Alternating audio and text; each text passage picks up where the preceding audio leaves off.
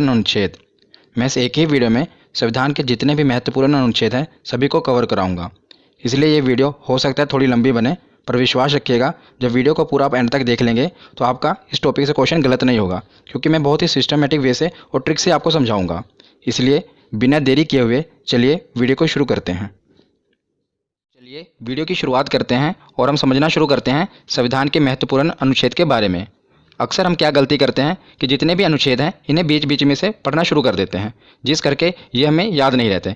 पर इस वीडियो में मैं आपको पूरा सिस्टमेटिक वे से इसे पढ़ाऊंगा और जो भी है सबको मैं जहाँ पर ज़रूरत पड़ेगी ट्रिक से बताऊंगा। तो ये वीडियो काफ़ी इंपॉर्टेंट होने वाली है आपके लिए। तो चलिए इसको शुरू करते हैं।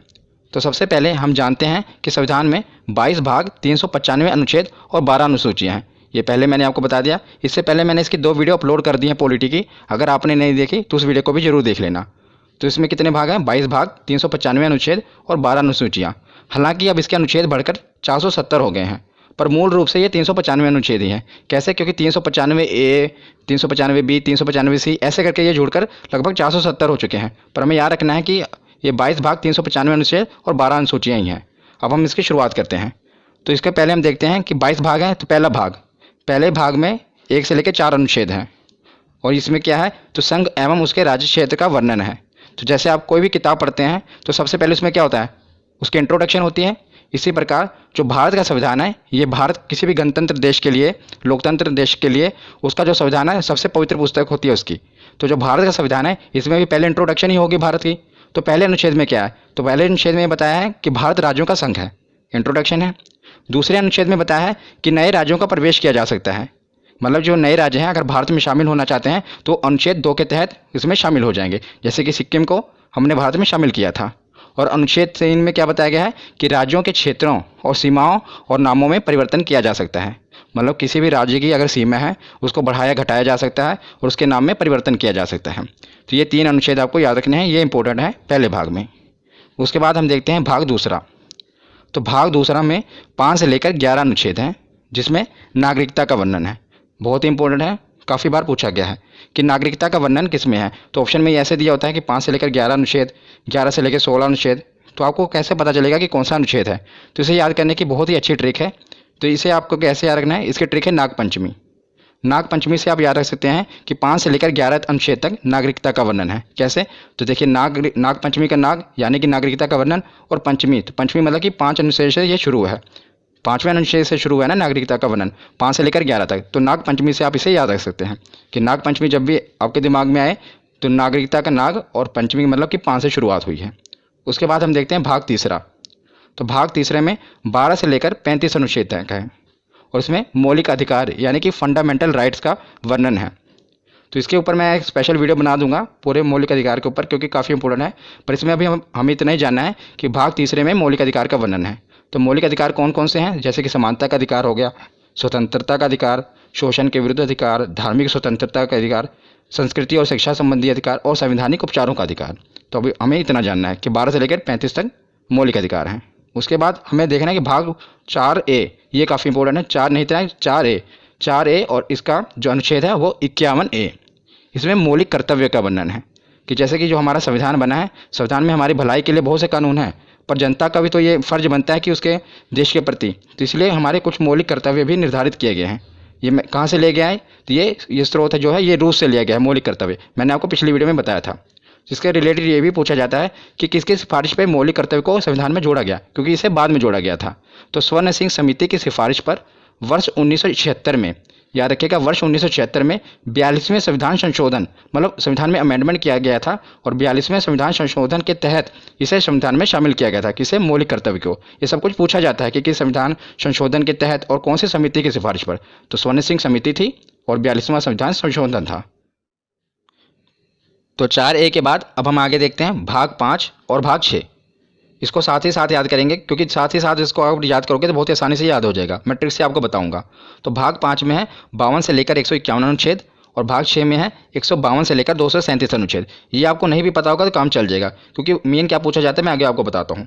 तो भाग 5 में मेन ये है राष्ट्रपति के बारे में बताया गया है और भाग 6 में राज्यपाल, क्योंकि दोनों एक ही जैसे हैं। केंद्र में जो भूमिका राष्ट्रपति की होती है वही किसी भी राज्य में भूमिका राज्यपाल की होती है, इसलिए मैं इसको साथ साथ कवर कर रहा हूँ, क्योंकि इस तरह आप पढ़ेंगे तो आपको ज़्यादा देर तक याद रहेगा। तो राष्ट्रपति का सबसे ज़्यादा इंपॉर्टेंट अनुच्छेद 52, इतनी बार एग्जाम में पूछा गया, हर बार शिफ्ट में पूछा ही जाता है कि राष्ट्रपति का पद किस अनुच्छेद में वर्णन है, तो अनुच्छेद 52 में। तो इसको आप याद कैसे करेंगे, तो मैं इसको आपको याद करने का तरीका बताता हूँ। तो इसको याद करने की एक ट्रिक है, देखिए अगर आप कोई चीज़ इमेज से याद करते हैं ना, तो वो आपके माइंड में ज़्यादा देर तक रहती है, सबकॉन्शियस माइंड में आपके बैठ जाती है, और वो चीज़ आप ज़्यादा देर तक याद रख सकते हैं। इसलिए मैं आपको इसे इमेज से याद कराऊंगा। तो आप देख रहे हैं ना, अनुच्छेद 52 है, इसी डिजिट से हमें याद होगा राष्ट्रपति पद के बारे में। देखिए जो ये दो देख रहे हैं ना, ये अब दो ऐसा लग रहा है जैसे किसी के आगे झुका हुआ है, गिड़गिड़ा रहा है। आगे आप देख रहे हैं ये 5 मतलब राष्ट्रपति। जब भी आपके दिमाग, क्योंकि जब भी आपको ये आएगा ना, तो ऑप्शन ऐसे आएगा 52, ऑप्शन 53, 54, मतलब 7 वाले आएंगे, और आपसे पूछा जाएगा कि राष्ट्रपति पद का वर्णन किस में है। तो आपको देखते ही पता लगना जाना चाहिए कि जो इसके आगे जो 2 है वो आपको ऐसा लग रहा है ना कि झुका हुआ है। और आपको पता है राष्ट्रपति के हाथ में बहुत पावर होती है, वो चाहे तो किसी की फांसी की सजा भी माफ़ कर सकता है। तो जो 2 है वो लग रहा है कि आगे उसके गिड़गिड़ा रहा है और माफ़ी मांग रहा है, और जो 5 है आपको देख रहे हैं ना बैठा हुआ है। तो इससे आप पता लगता है कि जो राष्ट्रपति का पद है अनुच्छेद 52 में, ये एक ट्रिक है जिससे आप इसको याद रख सकते हैं। उसके बाद देखते हैं अनुच्छेद 53। अनुच्छेद 53 में क्या है, राष्ट्रपति का पद है तो उसके बाद शक्तियाँ भी होंगी और कार्य भी होंगे। तो अनुच्छेद 53 में शक्ति और कार्य का वर्णन है। उसके बाद देखते हैं अनुच्छेद 54 निर्वाचन। देखिए इसकी राइमिंग बैठी ना, 54 निर्वाचन। तो अनुच्छेद 54 में क्या है कि राष्ट्रपति का निर्वाचन कैसे किया जाना है, ये उसमें बताया गया है। और उसके साथ हम देखते हैं राज्यपाल का। तो राज्यपाल का भी आप साथ ही में याद करिएगा, बस इसमें क्या करना है, +1 जोड़ना है।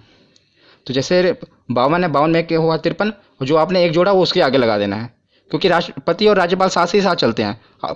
इसीलिए 52 है, 52 में 1 जोड़ देना, 53 के आगे आप 1 लगा देंगे, तो ये राज्यपाल का पद हो गया। और अनुच्छेद 53 में क्या था, शक्ति कार्य, तो इसका अनुच्छेद 154 में शक्ति कार्य। इसमें भी क्या करना है, 53 में 1 आपको जोड़ना है, 1 54 हो गया, और वही 1 उसके आगे लगा देना है। उसके बाद इसमें 54 में निर्वाचन था, इसमें 55 में निर्वाचन है, 54 में आपको 1 जोड़ना है और वही 1 इसके आगे लगा देना है। तो इन तीनों से आप ये तीनों साथ साथ याद कर रहे हैं, देखा कितनी आसानी तरीके से। और ये सभी 6 के 6 पूछे जाते हैं, आप एक ट्रिक से सबको याद कर सकते हैं। बस आपको क्या करना है, जैसे आपको ये इमेज से याद रहेगा ना राष्ट्रपति पद के बारे में, तो आपको पता हो कि राष्ट्रपति का पद है 52 पे, तो आगे उसकी शक्ति है, उसके बाद निर्वाचन है। तो 52 में आपने 1 जोड़ा, कितना हुआ 53, जो आपने 1 जोड़ा वो उसके आगे लगा देना 153। तो उसमें राज्यपाल का पद है, उसके आगे उसके शक्ति कार्य हैं, उसका निर्वाचन है। इसे आप दोनों याद रख सकते हैं। उसके बाद हम राष्ट्रपति के आगे देखते हैं कि निर्वाचन तो हो गया, और राष्ट्रपति को हटाया कैसे जाएगा, क्योंकि यह तो लोकतंत्र है, मतलब यहाँ पर कोई भी सिक्योर नहीं है, हर आदमी के पीछे कोई ना कोई बैठा है उसको हटाने के लिए। तो अब इसमें देखते हैं अनुच्छेद 61, ये भी काफ़ी बार पूछा गया है, महाभियोग। तो महाभियोग, इसके द्वारा राष्ट्रपति को उसके पद से हटाया जा सकता है, महाभियोग के द्वारा। महाभियोग के बारे में मैं आपको और भी बताता हूँ कि महाभियोग किसी भी सदन में लाया जा सकता है, चाहे राज्यसभा हो या लोकसभा हो। और महाअभियोग लाने से 14 दिन पहले राष्ट्रपति को सूचित करना पड़ता है, मतलब जब भी महाभियोग लाना है उसे 14 दिन पहले राष्ट्रपति को यह सूचित करना पड़ता है कि भाई साहब आप पे महाभियोग लगने वाला है। तो अनुच्छेद 61 के बाद अब हम देखते हैं अनुच्छेद 72, ये भी काफ़ी बार पूछा गया है, क्षमादान। मैंने आपको बताया ना कि राष्ट्रपति के पास ये पावर होती है कि वो किसी को भी क्षमा कर सकता है। तो इसको भी आप कैसे याद करेंगे, बस दो से आपको बस यही इमेज आनी चाहिए कि जो 2 है वो झुका हुआ है और गिड़गिड़ा रहा है, 7 आप देख रहे हैं राष्ट्रपति खड़ा हुआ है, राष्ट्रपति के आगे वो गिड़गिड़ा रहा है कि मुझे क्षमा कर दो। तो इससे आप याद रख सकते हैं क्षमादान। 52 कैसे पता लगता है कि 2, तो आपको पता है कि 2 है आगे, तो मतलब राष्ट्रपति से रिलेटेड है, और उस पर 5 बैठा हुआ है, तो ये राष्ट्रपति का पद है, वो राष्ट्रपति को बैठाया गया है। और 72 में वो खड़ा हुआ है और उसके सामने 2 गिड़गिड़ा रहा है कि मुझे क्षमा कर दो। तो इससे आप नंबरों से खेल सकते हैं। तो उसके बाद हम देखते हैं अनुच्छेद 123, अध्यादेश। ये भी काफ़ी इंपॉर्टेंट है, अध्यादेश।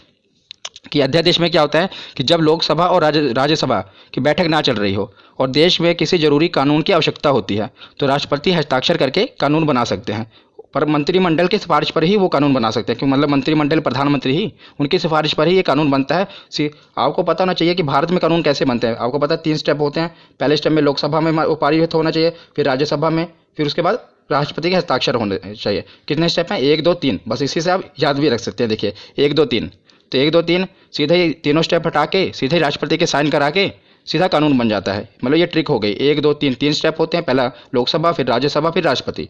पर अध्यादेश लाकर क्या किया जाता है, इसको खत्म करके सीधा राष्ट्रपति के हस्ताक्षर कराए जाते हैं और कानून बना दिया जाता है।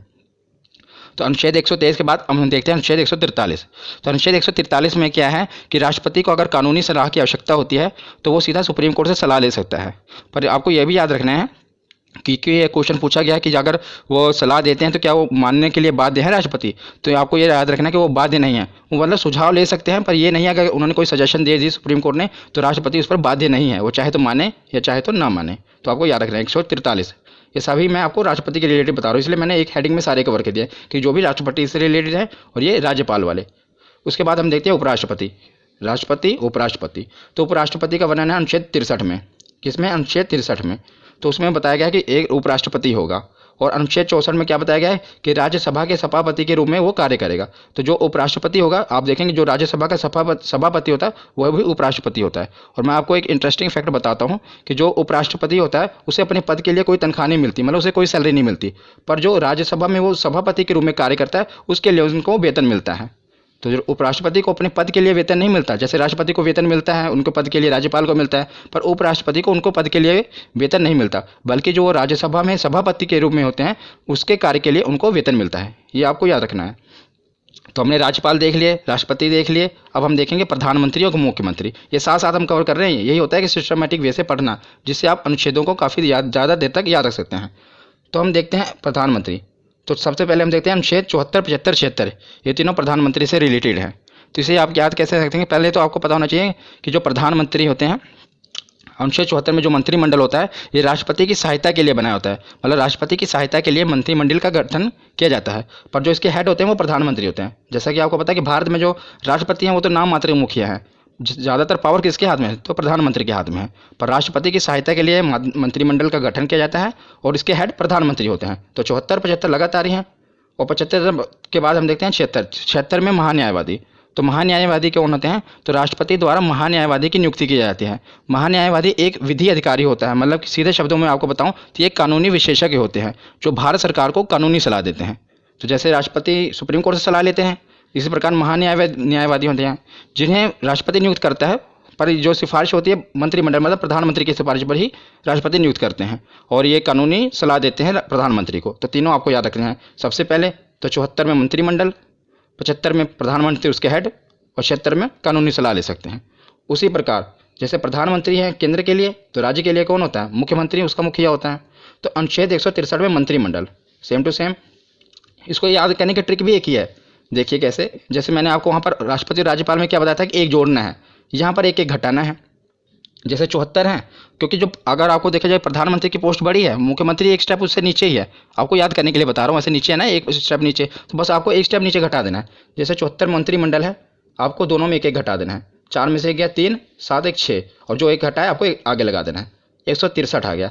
ऐसे आगे 75 में भी करना है तो 164 आ जाएगा। 76 में भी करोगे तो 165। मतलब इन तीनों से आप इन तीनों को याद कर सकते हैं। जैसे राष्ट्रपति के राज्यपाल याद कर लिया, प्रधानमंत्री का याद किया तो मुख्यमंत्री का याद कर लिया। तो तीनों साथ साथ ही हैं। मंत्रिमंडल इसमें 74 में है, अनुच्छेद 163 में 163 में मंत्रिमंडल है, इसमें 75 में प्रधानमंत्री हैं, तो 164 में मुख्यमंत्री हैं, और 76 में महान्यायवादी हैं, तो 165 में महाधिवक्ता। मुख्यमंत्री के लिए महाधिवक्ता होता है। जो काम मतलब कि महान्यायवादी प्रधानमंत्री के लिए करता है, वही काम महाधिवक्ता मुख्यमंत्री के लिए करता है। और जो महाधिवक्ता है इनकी नियुक्ति कौन करेगा? तो जैसे वहाँ पर राष्ट्रपति करते हैं तो यहाँ पर राज्यपाल करेंगे। तो एक ही ट्रिक से आप इन 6 को याद कर सकते हैं। तो प्रधानमंत्री और मुख्यमंत्री तो हमने देख लिए। अब हम आते हैं संसद पर, क्योंकि कानून कहाँ पर बनेंगे? संसद में। तो ये तो आपको याद ही होगा क्योंकि काफ़ी इंपॉर्टेंट है, आपने याद किया ही होगा। संसद का जो वर्णन है अनुच्छेद 79 में है, 79। और उसके बाद 80 और 81 लगातार ही है, राज्यसभा और लोकसभा। तो कई बार क्या होता है हम इनके क्रम में मिस्टेक कर देते हैं। कई बार हम भूल जाते हैं कि 80 में लोकसभा आएगा या राज्यसभा आएगा। तो इसे याद करना बहुत ही सरल है और इसकी ट्रिक भी सरल है। सा से पहले संसद आएगा, रा से राज्यसभा, ला से लोकसभा, सरल। तो आप इसके क्रम को याद रख सकते हैं। पहले संसद आएगा, फिर राज्यसभा आएगा, फिर लोकसभा आएगा। ये तो केंद्र के लिए होगा। उसी प्रकार राज्य में भी है। तो जैसे केंद्र में बोला संसद है, उसी प्रकार राज्य में है विधानमंडल। मतलब राज्य में कोई कानून बनाना होता है तो विधानमंडल के तहत बनता है। तो विधानमंडल, और विधानमंडल में क्या होता है? विधानसभा और विधान परिषद। ज़्यादातर विधानसभाएं होती हैं और बस केवल 6 राज्य ही हैं जहाँ पर विधान परिषद है। मैं आपको बताऊंगा। ज़्यादातर हर जगह मतलब ज़्यादातर राज्यों में विधानसभा है। तो इसे आप याद कैसे करेंगे? जैसे हमने प्रधानमंत्री मुख्यमंत्री को किया, मतलब प्रधानमंत्री एक स्टेप ऊपर होता है, मुख्यमंत्री नीचे। उसी प्रकार केंद्र तो ऊपर है ना और राज्य नीचे। तो इसको भी ऐसे, मतलब ट्रिक बता रहा हूँ आपको, तो इसको भी ऐसे ही घटाना है। 79 है, आपको एक एक घटा देना है। कितना? 9 में से गए 1 8, और 7 में से गए 6, और जो एक घटा है एक आगे लगा देना है। तो 168। वहाँ पर संसद, यहाँ पर 168। एक ही ट्रिक से देखो आप सब याद कर रहे हैं। संसद का वर्णन और यहाँ पर विधानमंडल में। उसके बाद हम देखते हैं लोकसभा। तो लोकसभा 81 है, 81 में भी आपको 11 घटा देना है। 1 में 1 गया 0, 8 में से गए 7, और आगे एक जो घटा है लगा देना है 170। तो वहाँ पर लोकसभा और यहाँ पर विधानसभा, इसको भी आप याद कर सकते हैं। तो विधानसभा के बाद ये है विधान परिषद। ये मतलब हर जगह नहीं है, सिर्फ केवल 6 राज्यों में है। तो 6 राज्यों में है। ये भी कई बार पूछ लिया जाता है कि बताओ कि विधान परिषद किन किन राज्यों में है। तो इसकी भी एक ट्रिक है। इसकी ट्रिक है TB, जुकाम, क्या, टीबी और जुकाम। इससे आप याद रख सकते हैं कि कहाँ कहाँ पर विधान परिषद है। टी से जैसे हो गया तेलंगाना, बी से हो गया बिहार, तेलंगाना और बिहार। जे से जम्मू कश्मीर, तो ये जम्मू कश्मीर पहले था, लेकिन अब जब से ये केंद्र शासित प्रदेश बन गया है तो यहाँ पर विधान परिषद खत्म कर दी गई है। और ये पूछा जाता है कि किस राज्य में विधान परिषद खत्म कर दिया गया है, तो याद रखिएगा अब तो केंद्र शासित बन गया ना, तो जम्मू कश्मीर में। तो ये आप ट्रिक है, इसलिए मैंने आपको पूरा बता दिया, पर आपको ये भी याद होना चाहिए कि जे अब खत्म हो चुका है। यू से उत्तर प्रदेश, के से कर्नाटक, ए से आंध्र प्रदेश और एम से महाराष्ट्र। आंध्र प्रदेश भी अब जो है अपनी विधानसभा में उसने ये प्रस्ताव पारित किया है कि हमारे यहाँ विधान परिषद को खत्म कर दिया जाए, पर अभी वर्तमान में खत्म नहीं हुई है। तो कि 6 राज्यों में अभी भी है, पहले तेलंगाना, बी से बिहार, जम्मू कश्मीर खत्म हो गया, तो 1 2, यू से उत्तर प्रदेश 3, के से कर्नाटक 4, ए से आंध्र प्रदेश 5 और एम से महाराष्ट्र 6। तो मैंने आपको विधान परिषद भी बता दिए क्योंकि ये भी पूछे जाते हैं। तो हमने संसद को भी कवर कर लिया ट्रिक से, और विधानमंडल, विधानसभा और विधान परिषद को भी कवर कर लिया। तो संसद के कुछ और भी अनुच्छेद हैं जो पूछे जाते हैं, मैंने साथ ही कवर कर दिए, उसे भी देख लेते हैं। तो हम आते हैं अनुच्छेद 100 पे। कई बार पूछा गया अनुच्छेद 100 में किसका वर्णन है? निर्णायक मत। निर्णायक मत क्या होता है कि मतलब कि अगर यदि लोकसभा में किसी मुद्दे पर वोटिंग हो रही है और जो वोटिंग है वो बराबर हो जाए, यानी कि निर्णय ना हो पा रहा हो, तो उस समय क्या होता है कि अध्यक्ष महोदय अपना निर्णायक मत देंगे। तो अध्यक्ष महोदय जिस पे अपना मत दे देंगे उसे ही पारित कर लिया जाएगा। मान लीजिए कि वहाँ के पक्ष में अपनी वोट दे रहे हैं तो कानून को पारित कर दिया जाएगा, ना के पक्ष में अपनी वोट दे रहे हैं तो कानून को पारित नहीं किया जाएगा। मतलब जबकि इसको याद रखना भी आसान है। देखिए 100 है ना, मतलब जब भी 50-50 बात आ जाए कि ना कानून का निर्णय ना हो पा रहा, 50-50 बात आ जाए, 50-50 100 होते हैं, तो एक वोट जो वहाँ पर अध्यक्ष महोदय हैं उनका निर्णायक मत माना जाएगा। तो अनुच्छेद 100 में निर्णायक मत का वर्णन है। 100 के बाद देखते हैं अनुच्छेद 108। तो अनुच्छेद 108 में संयुक्त अधिवेशन। अधिवेशन कब बुलाया जाता है मैं आपको बताता हूँ। मान लीजिए लोकसभा में कोई चीज़ पे बिल पर बहस चल रही है और कोई निर्णय नहीं लिया जा पा रहा है, तो क्या किया जाता है कि लोकसभा में बिल अटका हुआ है और राज्यसभा में भी अभी पहुंचा नहीं, तो लोकसभा और राज्यसभा के दोनों की संयुक्त अधिवेशन बुलाया जाता है। ये राष्ट्रपति बुलाते हैं जब वो बहुत ही मतलब जरूरी हो कानून बनाना, तो लोकसभा और राज्यसभा दोनों को बुलाया जाता है, इसलिए संयुक्त अधिवेशन किसमें है? 108 में। उसके बाद देखते हैं अनुच्छेद 110 और अनुच्छेद 117 दोनों आपको याद रखना है। 110 में धन अधिवेशन और 117 में वित्त विधेयक। धन, इसको धन विधेयक भी कहते हैं, धन विधेयक और वित्त विधेयक। ये काफ़ी कन्फ्यूजिंग है, धन विधेयक और वित्त विधेयक कई बार पूछे गए हैं। मतलब इसका पूछा क्या जाता है, इसकी डेफिनेशन पूछी जाती है, इसमें होता क्या है ये भी पूछा जाता है कि 10 में क्या है। पहले तो आप याद रखते हैं 10 और धन, 10 और धन।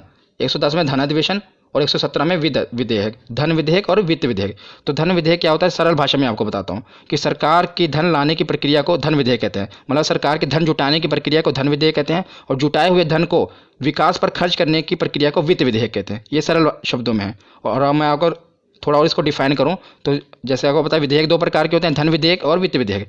धन विधेयक सबसे पहले लोकसभा में प्रस्तुत किया जाता है, ये आपको याद रखना है कि सबसे पहले से कहाँ प्रस्तुत किया जाता है, लोकसभा में प्रस्तुत किया जाता है। और धन विधेयक होता क्या है, जब सरकार को टैक्स से रिलेटेड कोई बिल लाना है, मतलब टैक्स घटाना है, बढ़ाना है, तो उसे धन विधेयक कहेंगे।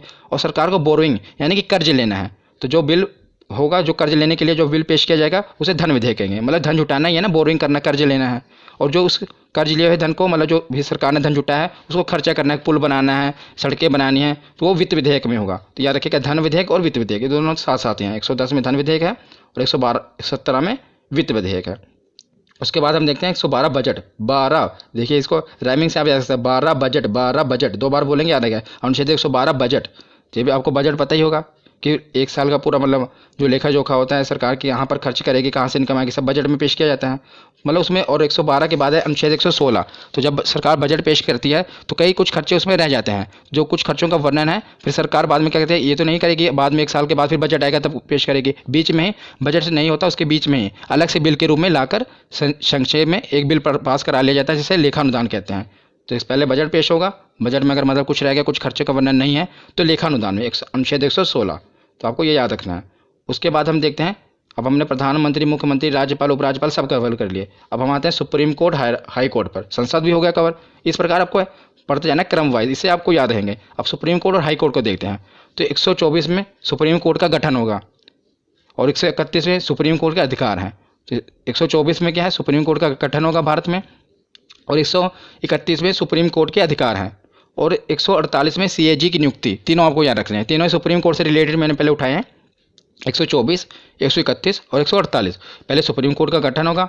131 में बताया कि सुप्रीम कोर्ट की क्या पावर है, कहाँ कहाँ उसका अधिकार क्षेत्र है, और 148 में है कि कैग की नियुक्ति। तो कैग क्या होता है? कैग की फुल फॉर्म है कंट्रोलर एंड ऑडिटर जनरल, और इसकी नियुक्ति भी राष्ट्रपति द्वारा ही की जाती है। इनका काम क्या है कि सरकार द्वारा जो भी खर्चा किया गया, व्यय किया गया है, उसका लेखा जोखा करना है कि सरकार ने जो खर्चा किया, जो घोटाले वगैरह होते हैं कहाँ से पता चलते हैं? वो कैग की रिपोर्ट से ही पता चलता है। जैसे 2G घोटाला होगा, जो भी घोटाले, स्पेक्ट्रम घोटाला हुआ, ये कैग ही रिपोर्ट अपनी पेश करती है, उसी द्वारा ये सब उजागर होता है कि कहाँ पर कितना घोटाला हुआ। तो और इस समय अगर मैं आपसे पूछूं कि कैग कौन है, हमारे कंट्रोलर और ऑडिटर जनरल कौन है, तो गिरीश चंद्र मुर्मू जी हैं कैग, ये भी याद रखना। उसके बाद हम देखते हैं, हमने सुप्रीम कोर्ट देख लिया, 1, 2, 4 और 2, 1, 4 हाई कोर्ट है, 1, 2, 4 सुप्रीम कोर्ट है और 2, 1, 4 ऐसे आप पढ़ेंगे तो याद रहेगा। 2-3 बार वीडियो को देख लेना, आपको पूरा कभी भूलेगा नहीं। तो अनुच्छेद 2, 1, 4 क्या है कि इसमें बताया गया कि राज्य में एक हाई कोर्ट जरूर होगा, और अनुच्छेद 2, 1, 6 में बताया गया है कि हाई कोर्ट का गठन करना है। पहले बताया कि राज्यों के लिए हाई कोर्ट होगा, और इसमें 216 में क्या है कि हाई कोर्ट का गठन करना है, कैसे होगा वो बताया गया है। तो हमने सुप्रीम कोर्ट और हाई कोर्ट देख लिया। अब हम देखते हैं, एक मैंने हेड बनाया केंद्र राज्य संबंध। इसमें जितने भी अनुच्छेद हैं ये काफ़ी इंपॉर्टेंट हैं, ये अलग से पूछे जाते हैं। आपको पहले 2-2 करके याद रखना है, 249, 250। तो 249 में क्या है कि राज्य सूची विषय पर कानून बनाने की शक्ति। तो राज्य सूची विषय क्या होता है, मैं आपको बताता हूँ कि राज्य सूची मतलब है कि वह विषय जिस पर राज्य कानून बनाता है।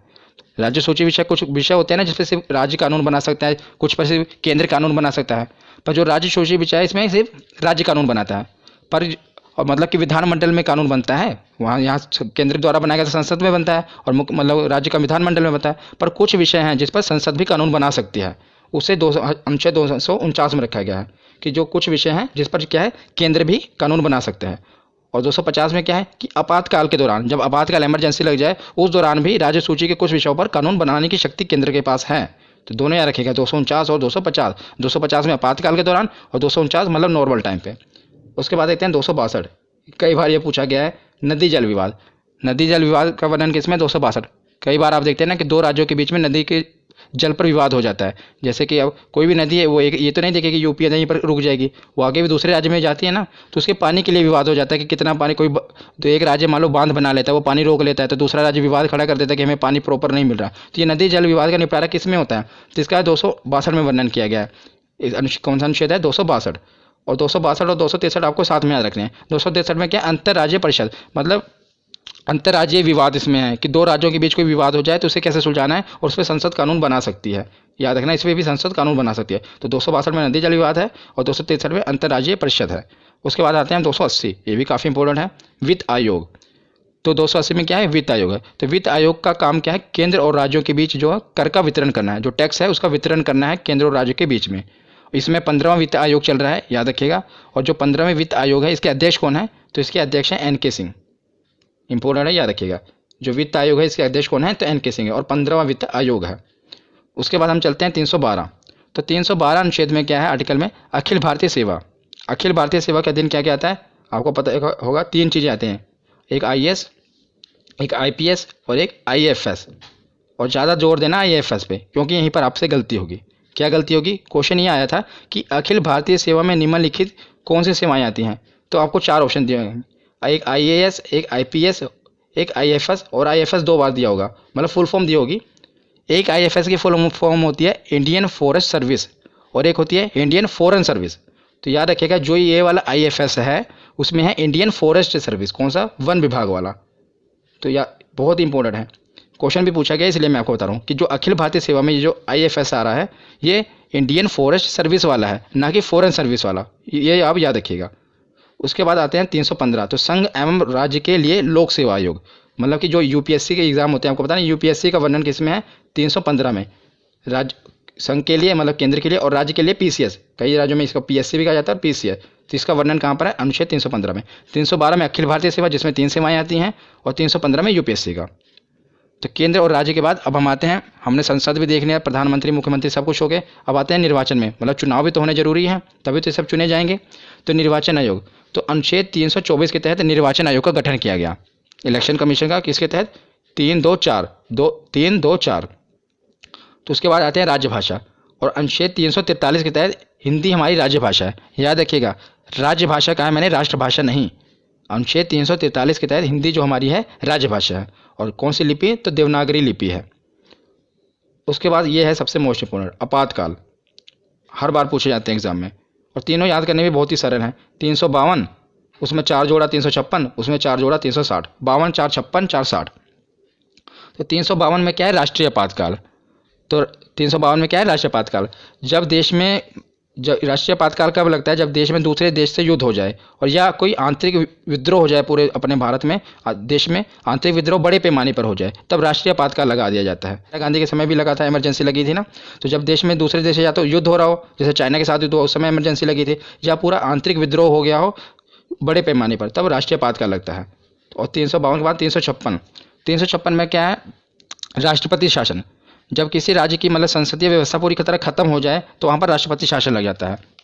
और किसी राज्य की सरकार भी गिर जाए और जब तक चुनाव ना, तब भी आपको पता है राष्ट्रपति शासन लगा दिया जाता है। तो 52 में राष्ट्रपति आपातकाल राष्ट्रीय आपातकाल पूरे भारत में, और 56 में राष्ट्रपति शासन, और 56 के बाद आता है 360 वित्तीय आपातकाल। तो वित्तीय आपातकाल क्या है, जब देश की इकोनॉमिकल कंडीशन, आर्थिक जो व्यवस्था है वो बहुत ख़राब हो जाए, तब वित्तीय आपातकाल लग जाता है। पर याद रखिएगा, अभी तक भारत में एक बार भी वित्तीय आपातकाल नहीं लगा है। तो आपसे एक क्वेश्चन पूछा जा सकता है कि बताइए कि निम्नलिखित में से कौन सा आपातकाल अभी तक नहीं लगा है। तो याद रखिएगा 360 में जो है वित्तीय आपातकाल भारत में अभी तक नहीं लगा है। राष्ट्रपति शासन तो बहुत बार लग चुका है और राष्ट्रीय आपातकाल भी लग चुका है, लेकिन अभी तक वित्तीय आपातकाल नहीं लगा है। उसके बाद हम सकते हैं कि संविधान तो बन गया, लेकिन संविधान में संशोधन भी होना जरूरी है कि नए, अगर मान लो कोई बदलाव करना है, वो भी तो जरूरी है। और मैंने पिछली वीडियो में जो संविधान के स्रोत हैं, मतलब कहाँ कहाँ से संविधान लिया गया है, पूरा स्पेशल आपको ये बताया कि जो संविधान का संशोधन है कहाँ से लिया गया था, आपको याद होगा। तो अगर आपने पिछली वीडियो देखी होगी तो साउथ अफ्रीका से लिया गया था कि संविधान में संशोधन किया जाना है। तो आपने अगर वो वीडियो नहीं देखी तो देख लेना। तो अनुच्छेद 368 में है कि संविधान में संशोधन किया जा सकता है। इसका वर्णन किस में है, अनुच्छेद 368, 326 628 368 में।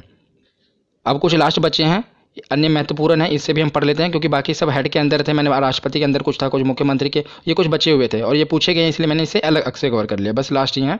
तो अनुच्छेद 17 में है अस्पृश्यता का अंत, मतलब कि छुआछूत का अंत। ये किसमें है, अनुच्छेद 17 में, आर्टिकल 17। उसके बाद आता है अनुच्छेद 29। तो 29 में क्या है, अल्पसंख्यक हितों का संरक्षण। काफ़ी बार पूछा गया है कि प्रोटेक्शन ऑफ माइनॉरिटी, अल्पसंख्यक हितों का संरक्षण किसमें है, तो अनुच्छेद 29 में है। तो इसे आप कैसे याद रख सकते हैं, बस उन्हीं नंबरों से खेलिए। 29 धोगी में तो मैंने आपके दिमाग में फिट कर दी, क्या है कि आदमी गिड़गिड़ा रहा है, झुका हुआ है। देखिए, जब तक अल्पसंख्यक थे पहले उनके लिए कोई कानून नहीं था, बेचारे झुके हुए थे। तो जैसे उनके लिए कानून आया वो खड़े हो गए। नो क्या बता रहा है आपको कि वो पूरा एकदम सीना तान के खड़ा है, पहले गिड़गिड़ा रहे थे। तो ये इससे मतलब अनुच्छेद जो 29 है अल्पसंख्यक के हितों का संरक्षण करने के लिए है। नंबर से आप खेलिए, इससे आपको याद रहेगा। 29 के बाद देखते हैं अनुच्छेद 40। 40 में क्या है कि पंचायत राज प्रणाली, इसका वर्णन अनुच्छेद 40 में है। अब लास्ट में देखते हैं अनुच्छेद 32, मोस्ट इंपोर्टेंट है। क्यों इंपोर्टेंट है मैं आपको बताता हूँ। अनुच्छेद 32 क्या, पहले ये जान लेते हैं। तो संवैधानिक उपचारों का अधिकार, और इसे heart and soul of Indian constitution भी कहा जाता है। Heart and soul of Indian constitution इसे क्यों कहा जाता है, तो अनुच्छेद 32 में ये कहा गया है अगर किसी भी आदमी का, चाहे आम आदमी हो, और उसके अगर फंडामेंटल राइट्स यानी कि मौलिक अधिकारों का हनन हो रहा हो, तो सीधा इसके लिए वो केस सुप्रीम कोर्ट में फाइल कर सकता है। तो इसके खिलाफ मतलब केस में कहाँ, डायरेक्ट सुप्रीम कोर्ट में जा सकता है अगर उसके मौलिक अधिकारों का हनन हो रहा हो। इसीलिए इसे heart and soul of Indian constitution कहा गया है। किसे, आर्टिकल 32। तो ये वीडियो आज यहीं पर ख़त्म होती है। कैसी लगी आपको ये वीडियो, कमेंट सेक्शन में ज़रूर बताना। धन्यवाद।